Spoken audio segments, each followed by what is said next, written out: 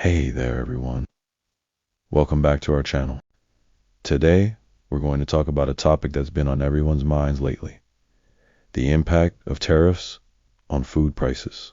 You might have noticed that your grocery bill has been a bit higher lately, and it's not just your imagination. The recent tariffs on imported goods have caused a ripple effect, and the food industry is feeling the heat.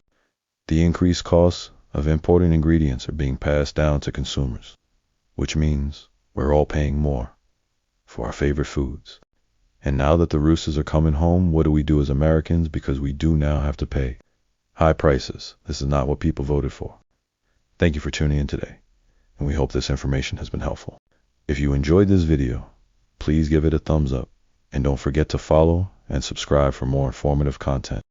Until next time, stay informed and stay safe. As some sort of economic wizard, he's a businessman, the art of the deal, whatever have you, that he would be able to come in and he had a plan to fix what people were complaining about, which was high prices, economic instability, things like that. But I think it goes actually further than Trump. The Republican Party has been able to convince Americans over the past 15, 20 years, 30 years that they were better on the economy than the Democrats were. And I think that if Donald Trump, I think that he can severely injure that notion with making people go through a lot of economic pain right now because they voted directly on this issue, directly for relief. And if they don't see it, I think he could erode a lot of faith that Americans have in the Republicans, period. Look, I'm already seeing from companies warnings to their customers. New prices go into effect May 15th. New prices go into effect May 30th. So right at this moment, we're not even there yet.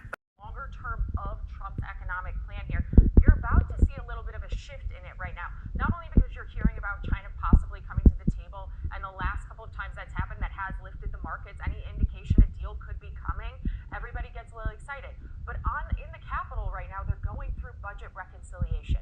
If they get this tax deal done, now I understand they want to do it in one big beautiful bill, and as the hill dork I am, I think the fact that you have two budget vehicles available to you gives you double the power and opportunity to get big economic policy done.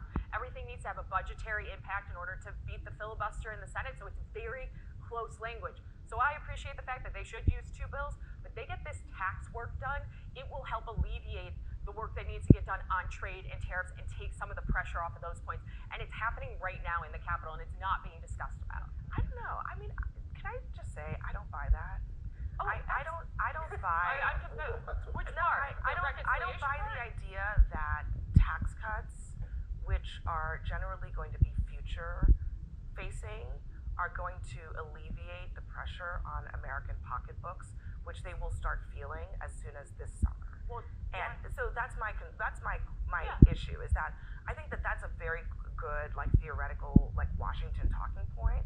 But people are going to be going to the store to buy things, or going online on Amazon to buy things, and the prices are going to say double what they were saying before. And I don't think tax cuts is going to have an impact on that anytime in the I will say one thing about tax cuts. So if those don't get extended, prices will go up for the American people. That will be the largest tax hike on the American people in history, and the people who got the most out of those tax cuts No, were the I'm middle just class. talking about in the here and now. I think my issue is that basically you're saying to businesses, we're going to keep the status quo, right? Great. But they're also still getting slapped across the face with tariffs that are hitting their profits. I think what you're and then on talking top about- of that, the regressiveness of the tariffs is going to hurt consumers. But I think you're making a sort of macro point where if this happens on the Hill, it will have an impact that could affect the whole economy in a positive way. And the other thing is a micro impact in my home, right? I'm going to feel it in my wallet. I'm going to feel it in my home. I'm going to feel it in my bank account, my retirement accounts, my gas tanks. I think both can be true. Yeah, but the dare I one say that the voters that matters the most, well, sure. right? Like, For midterms. Tariffs are going to stay? Yeah. You think they're going to stay? I do. I think he's so